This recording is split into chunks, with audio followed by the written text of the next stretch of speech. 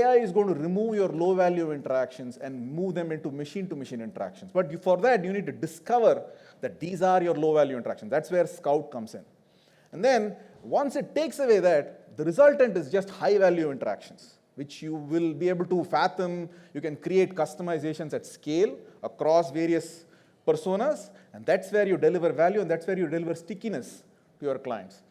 Now, let me show an example of what we did with this. So this actually ties into financials, because we don't want to just do experience just because we like experience. We want to make sure that these experiences actually translate into financial. We are obviously in the business of making money. So we want to make sure that these are things where firms can actually derive value from these. So this was a client, and this is not just for any client. You can do this for pretty much all types of companies. We did this for a financial services firm, where we focused on how do I generate enough value so that their EBITDA is actually improved in a manner which is actually visible to them.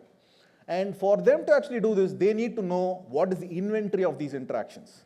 Now, we actually looked at various types of interactions, and we not only looked at the interactions, we also did a cost model which actually superimposed on those interactions and said, what is the cost of this interaction by type? So if you have a variant, how costly is the variant? Is it actually adding value, and why is the variant? So one of the things that I keep saying about is, talking about a lot is, a best process is an invisible process or a no process. You don't want a process at all if you can avoid it.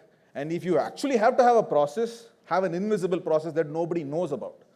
So we actually found in this client, when we were actually looking at their customer acquisition process, their servicing process, that they actually had a significant amount of variance. So we actually can't specify the exact numbers because of client confidentiality, but they had around 100 plus unique processes just for approvals. And why does this happen? Typically when firms grow, when they grow by acquisitions and they go into new geographies, what do? You take an existing process that the company that is being acquired, and you just continue with those. There is very little effort spent around why that process is there, what is the value being added by that process, and so on and so forth.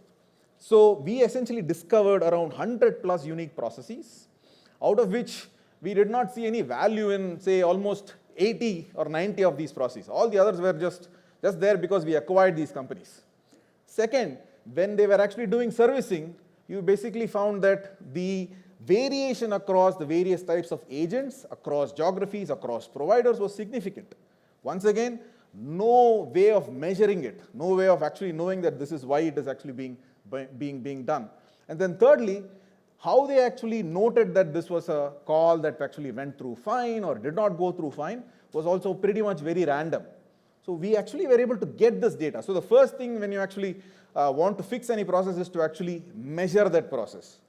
And without having that insight into measuring that process, it's very difficult to actually know what is wrong with that process. So we actually were able to measure, and you'll see in the bottom, once again illustrative, we were able to take, this was a sales funnel, we were able to go ahead and say that these were all the steps that were carried out for an approval process across two different types of customers and customer segments. And what was the yield? Like, if you went through 100 customers, how many did you finally approve? And what was the cost of your approval? What was the cost of your decision? We actually found significant variations. We found that on an average, they actually costed around $2 for an approval across all the various steps.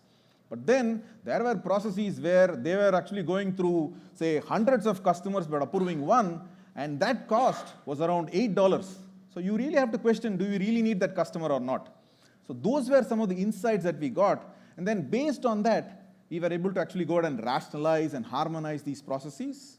We were able to go ahead and say, do I need so many service providers as part of my approval process? And then finally, where can I actually use generative AI, where can I use digital agents for my contact centers?